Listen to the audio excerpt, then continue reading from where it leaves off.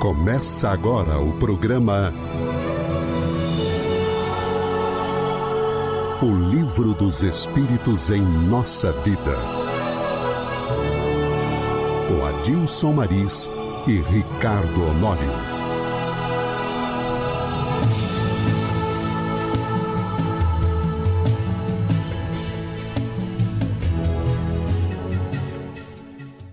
Olá, você que nos ouve, quero iniciar o nosso programa desejando a todos muita paz, na certeza de que o bom Deus estará sempre conosco. Mais uma vez, eu, Adilson Maris, presidente da Comunhão Espírita, e Ricardo Honório, nosso querido amigo e representante do Grupo Peixotinho, seu dirigente, estamos aqui para tratarmos dessas questões do Livro dos Espíritos que tanto nos tocam no nosso dia a dia. Ricardo Honório, seja bem-vindo mais uma vez às nossas atividades, a esta casa. Muito obrigado, Maris. Como sempre, é uma satisfação estar aqui e vamos dar continuidade à leitura, ao estudo. Hoje nós vamos tratar de um tema bastante, vamos dizer assim, interessante para aqueles que nos ouvem no nosso dia a dia. Anjos e demônios, olha só. É um tema popular, digamos popular, assim. Né? Popular. E ele está exatamente contido nas questões 128 e 131 do Livro dos Espíritos e vai fechar, não sabemos se a gente concluir no dia de hoje, né? Vai fechar o capítulo 1º do livro 2º, né? Que é o Mundo Espírita e dos Espíritos, que é o livro 2º, o capítulo dos Espíritos. A gente vai tentar fechar hoje. Se não fechar hoje, a gente, no próximo encontro, a gente fecha. Lembrando sempre que não é interessante velocidade no estudo, não temos necessidade de correria. A intenção é estudar pontualmente, tirarmos o máximo de aprendizado que a gente puder dos nossos comentários, né? Com certeza. Então vamos lá? Vamos. A questão 128 nos diz o seguinte, olha só. Os seres que chamamos de anjos, arcanjos e serafins formam uma categoria especial de natureza diferente das dos outros espíritos? Essa é uma tendência natural de nós, seres humanos, em caminho de aprendizado, no caminho do aperfeiçoamento, né, Adilson? Nós somos levados a imaginar, a partir das nossas imperfeições, que Deus é imperfeito. O que criou situações especiais. Situações especiais. Existem os seres sofredores e existem aqueles que Deus já criou pronto. Um raciocínio breve e lógico nos leva a entender que Deus não seria parcial a este ponto. Cadê a justiça de Deus se ele criasse um grupo já perfeito e outros grupos para sofrer, grupo para sofrer? Ou também um eternamente mal, né? Que a gente vai ver lá na frente. Vamos falar aqui dos demônios também. Isso. Então, a própria lógica minimamente despertada, a consciência minimamente despertada nos leva a entender, a perceber que um fato dessa natureza não combina com a grandeza de Deus. Aí por isso que ele perguntou, uma categoria especial. Será que foi criado... Até o nome, né, que ele coloca, categoria especial. Aí a gente pergunta, ora, por que ele faz parte dessa categoria e eu não? Por que eu não fui criado especial também? Pois é. Eu quero ir para esse grupo especial também. Por que eles foram direto e eu tenho que estar ralando sobre a terra, tendo que estudar, tendo que aprender, tendo que espiar, tendo que ser provado o tempo todo? Eu poderia já ter sido criado com conhecimento pleno, né? Seria mais fácil para mim isso, né? Para todo, né? E se Deus, como a gente já até comentou várias vezes aqui, ele é toda justiça, é todo amor, toda bondade, ele se criou um, teria que ter criado todos nessa condição. Não combina com Deus essa ideia. Daí aí vem a grande pergunta. Por isso que Kardec, quando ele começa esse assunto de tratar anjos e demônios, ele já pergunta logo, seres que são chamados de anjos, arcanjos e serafins formam uma categoria especial. E por que Kardec perguntou isso, né, Maris? Por que o Kardec fez essa pergunta? Óbvio que, assim como nós temos hoje, muitas pessoas que pensam assim, há 200 anos atrás, mas ainda na época do Kardec, essa era uma ideia muito dominante. Isso. De anjos, de santos, pessoas santificadas, né? Isso. E do outro lado, nesse pensamento maniqueísta, do mal de um lado e o bem do outro, se digladiando um com os outros.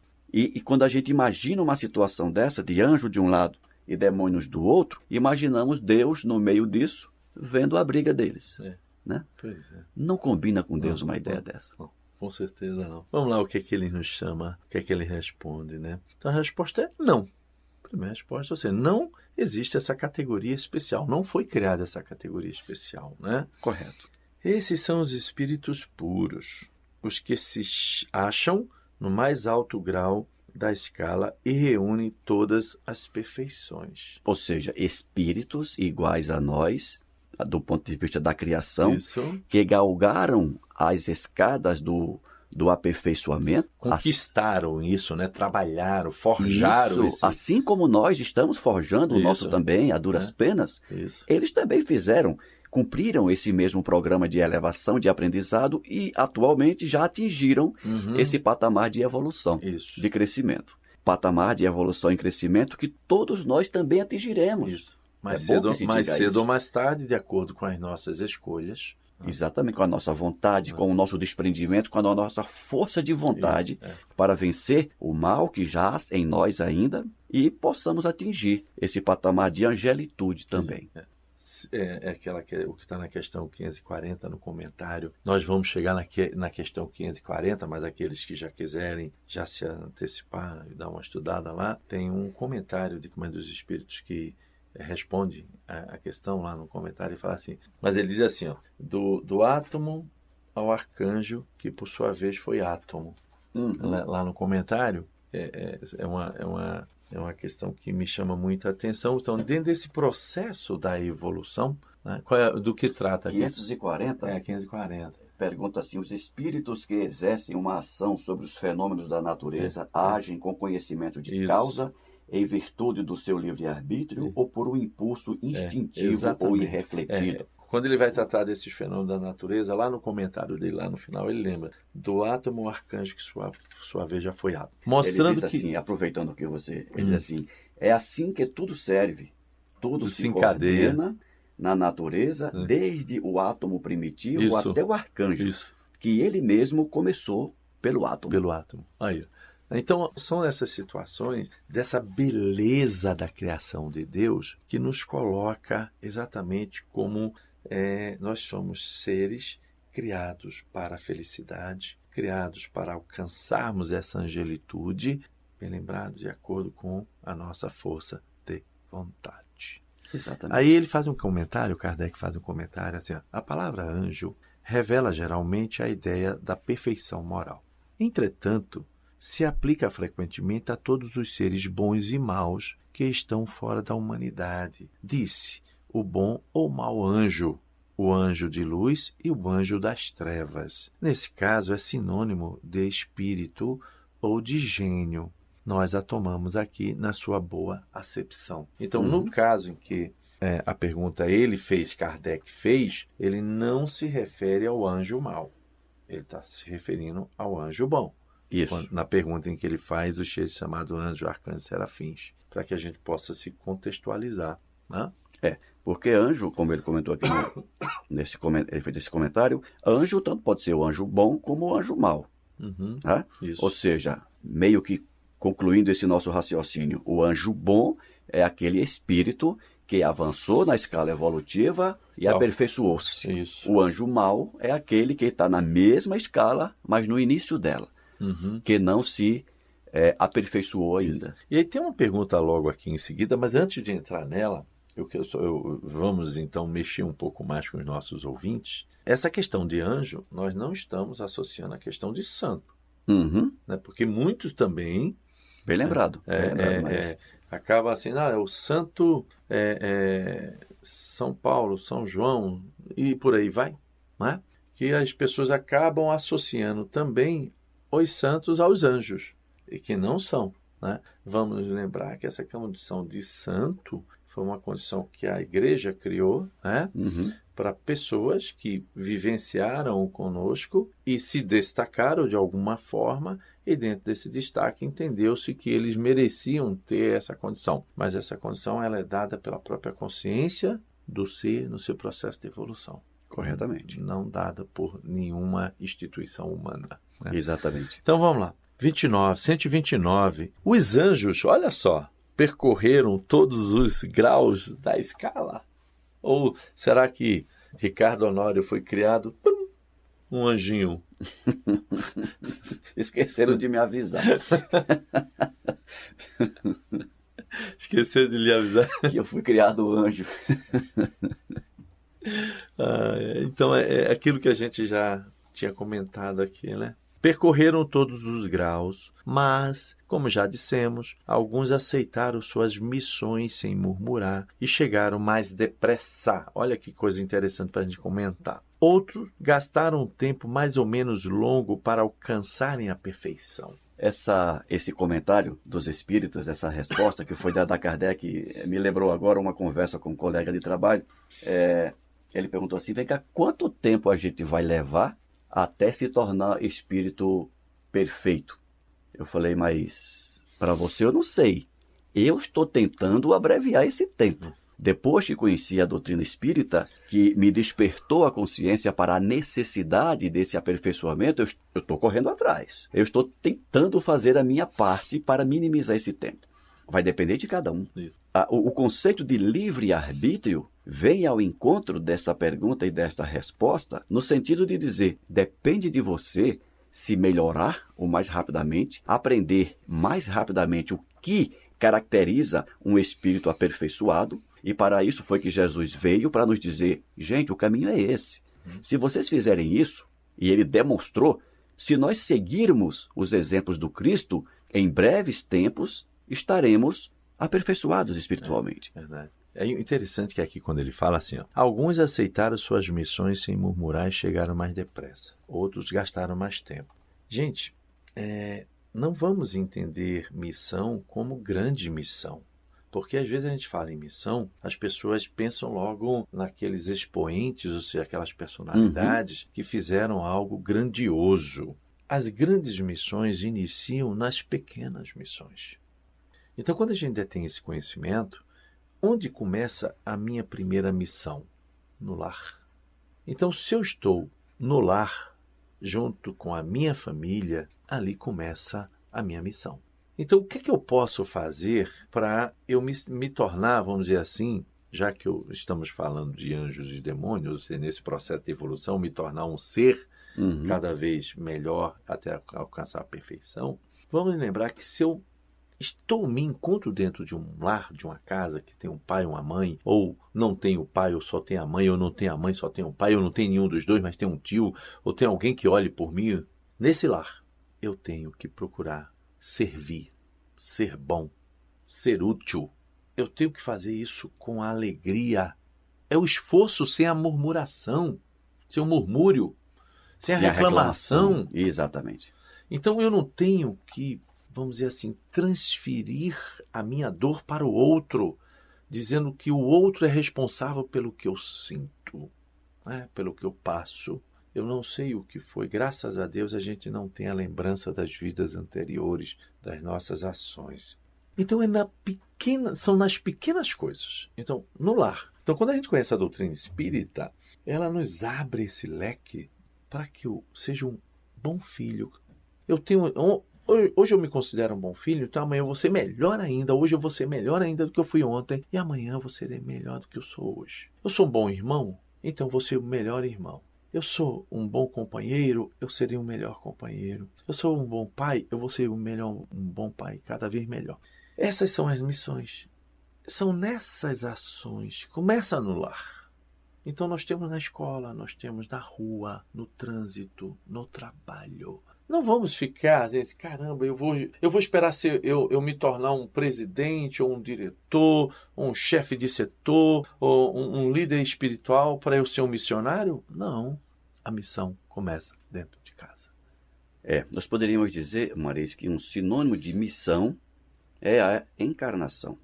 No momento em que você aceita ou é designado para uma experiência na matéria, encarnado, ali começa a sua missão. Ao longo dessa encarnação, você vai identificando os pontos desta missão que mais te chamam ao trabalho. Você foi muito feliz quando citou a família como o início e o campo primeiro de toda a missão de todo espírito encarnado. Ali começa. E a partir dali virão outras outros desdobramentos desta missão e nós precisamos estar atentos a esses desdobramentos para não perdermos as oportunidades de agir sobre eles.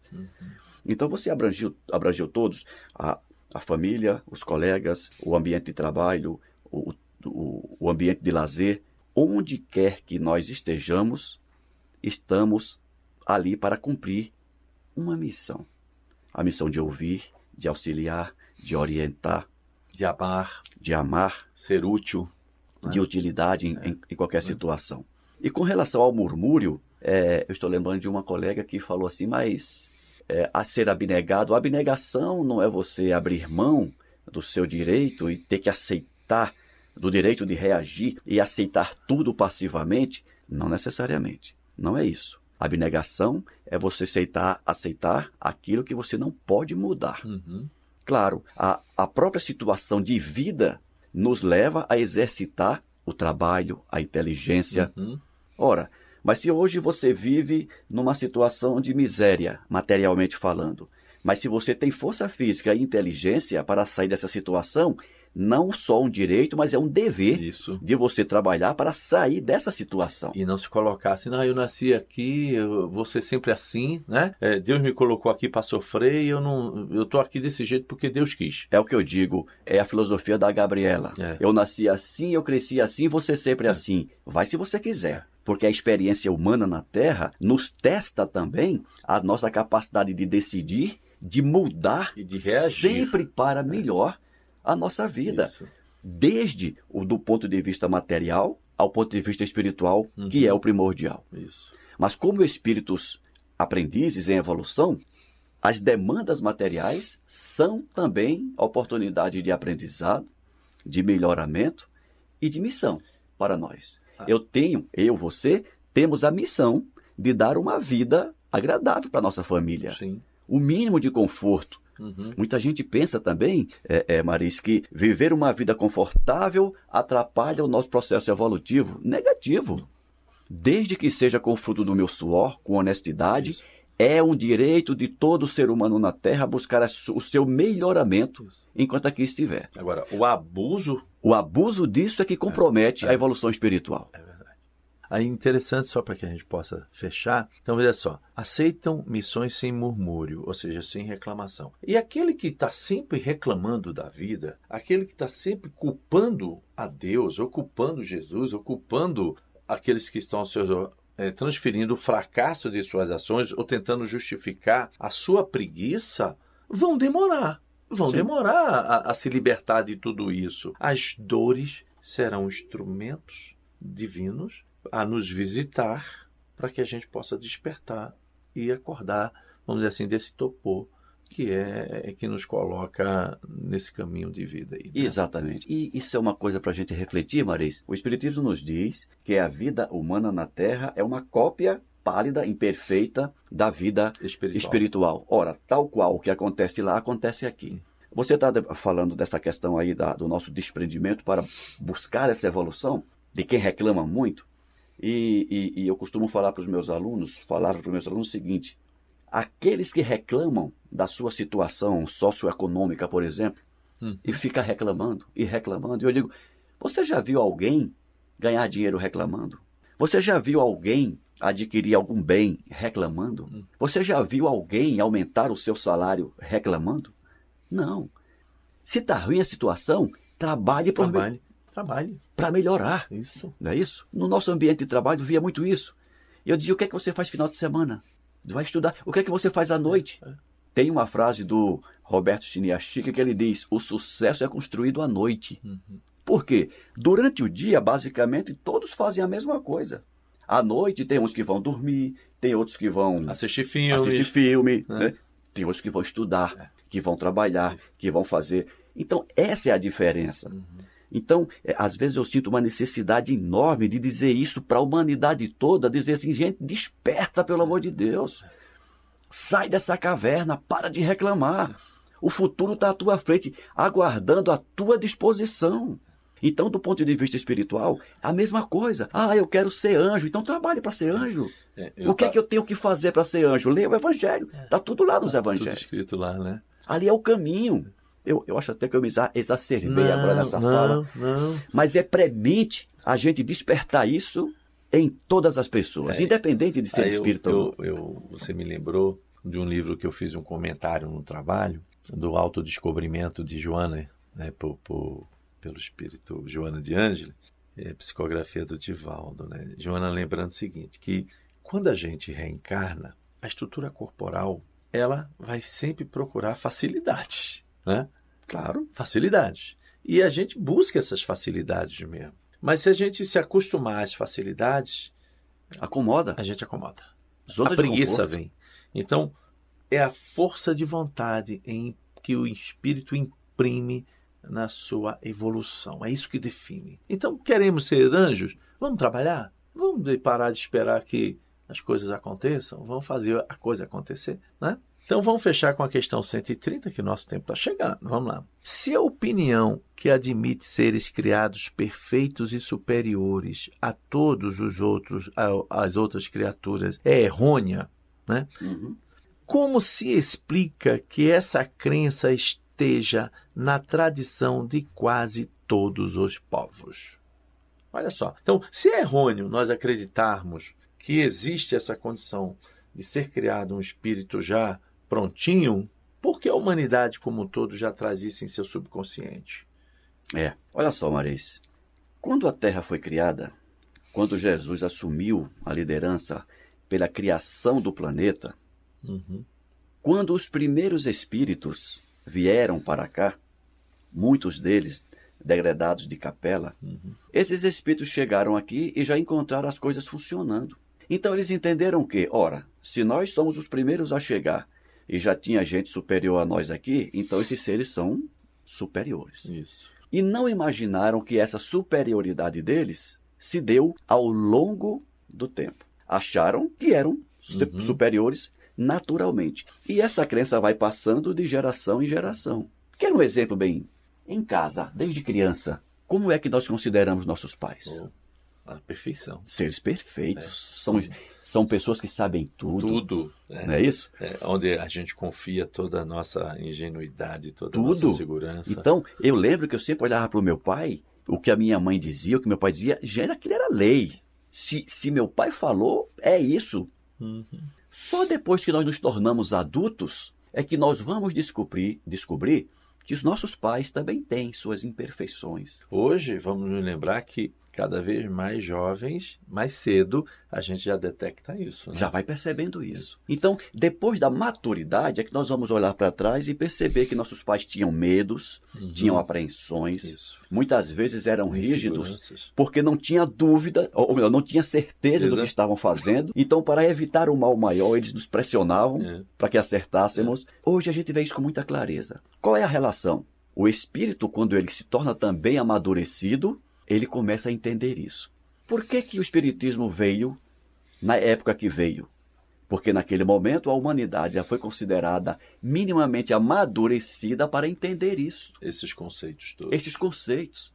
Então hoje o Espiritismo nos fala de maneira clara e nós temos condições de entender que em determinados momentos considerávamos anjos por desconhecermos a origem deles, de onde eles vieram e como se tornaram anjos. E como nosso planeta não é o único, quando ele foi criado já existiam muitos espíritos, milhões, infinitos espíritos puros. Formados em outros orbes. Em outros universos que a gente vai estar estudando tudo isso. Exatamente. Né? Mas como nosso tempo está chegando, vamos ler a resposta? Vamos sim. Aí diz assim, a questão 130, né? Fica sabendo que teu mundo não existe de toda a eternidade e que, muito antes que ele existisse, já havia espíritos que tinham atingido o grau supremo. Né? Exatamente. Os homens acreditaram que eles foram sempre assim. Então, olha, como Deus é eterno, sempre criou. Né? Então, no momento em que ele permitiu que Jesus trabalhasse na criação da Terra, outros planetas já foram criados, outros sistemas já foram criados antes, outras galáxias já foram criadas antes, mas a perder de vista. Então, isso está no subconsciente de todos nós, como você bem lembrou. É por aí. Então, o nosso tempo é chegado, meu caro Honório, a gente poderia falar mais. Então, 128, 129, 130. Vamos deixar 131 para o próximo programa, já que ela tem bastante comentários sobre Kardec, para que a gente possa fechar esse entendimento de anjos e demônios. Bom, eu quero agradecer, meu caro Honório, também aos nossos ouvintes, por estarem ligados na Rádio Comunhão Espírita de Brasília, deixando sempre o nosso abraço fraterno e já convidando, né, a todos para o próximo encontro, quando iniciaremos então, quando continuaremos, isso mesmo, a questão 131, e vamos fechar esse item anjos e demônios. Lembrando que todas as dúvidas elas poderão ser encaminhadas ao e-mail radio@comunhãoespírita.com. Muito obrigado, meu caro Honório. Obrigado pelo convite, Maris. Um abraço a todos que nos ouvem. Na medida do possível, sempre a gente vai estar trocando essas ideias e respondendo a todas as dúvidas, correto? Sem dúvida. Fiquem em paz. Você acabou de ouvir o programa O Livro dos Espíritos em Nossa Vida, com Adilson Maris e Ricardo Honório.